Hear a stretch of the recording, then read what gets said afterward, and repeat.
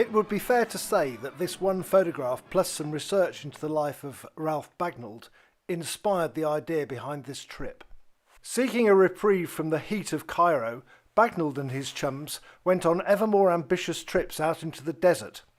It was their combined skills of desert driving, navigation, survival and radio communications that led to the formation of the Long Range Desert Group in 1940.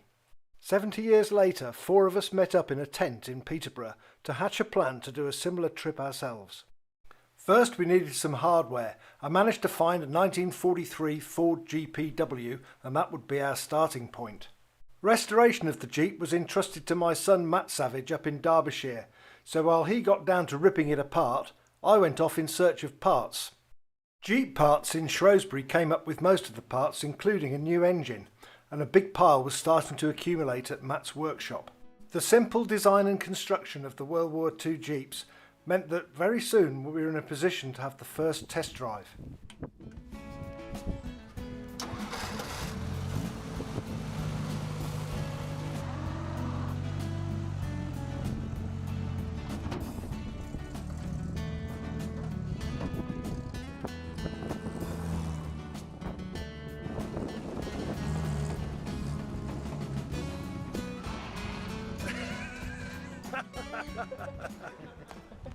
A couple of months later and the first Jeep was on the road and ready for action.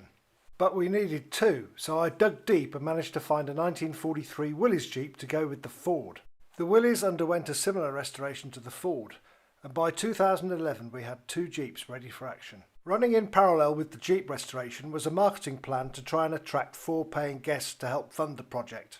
A dedicated website with precise dates, costs and itinerary helped, along with a blog updated weekly with progress. On a freezing December day, we made a video to promote the fact that both Jeeps actually worked.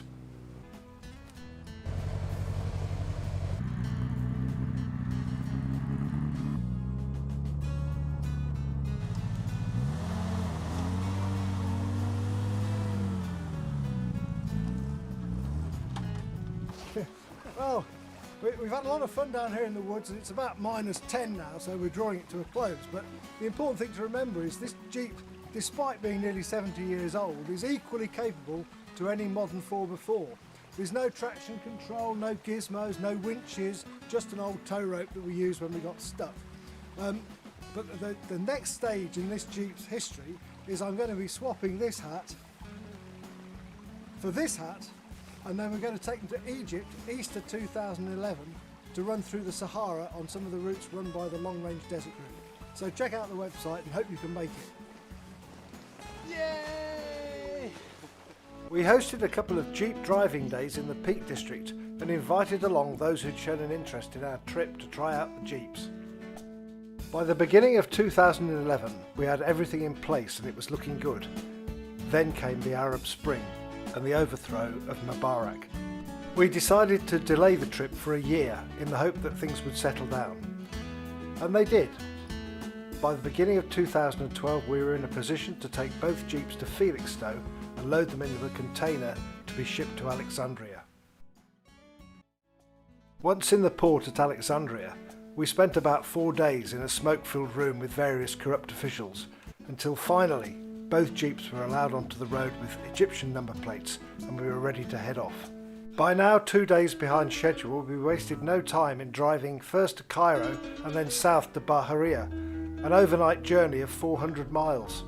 Finally united with our logistics team, a small military attaché and a tourist policeman, we were ready to hit the desert. Soon the Sahara was weaving its magic. Smiles were broad, shoulders had relaxed, and we were enjoying what we'd set out to do.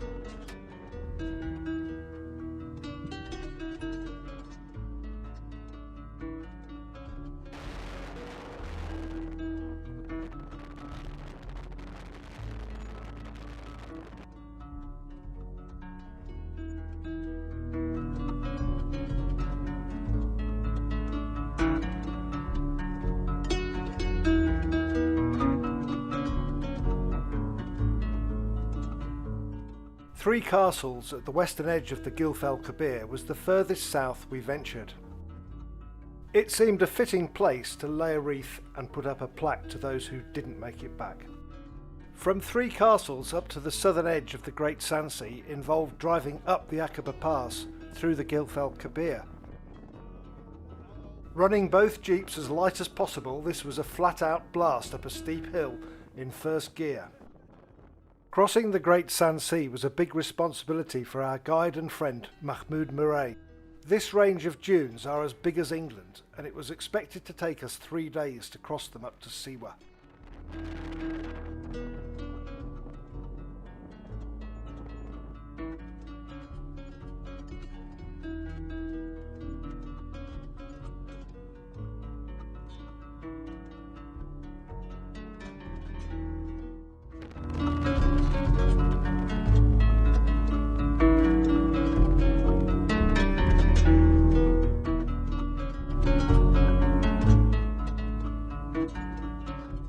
For our evening refreshments, we took along exactly the same rum that the Long Range Desert Group used.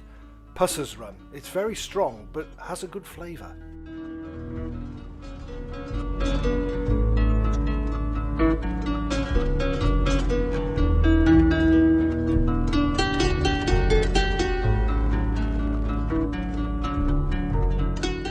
The desert oasis town of Siwa was our first civilization in 10 days and a chance to get a shower, a hotel room and a puncture repaired on one of the jeeps.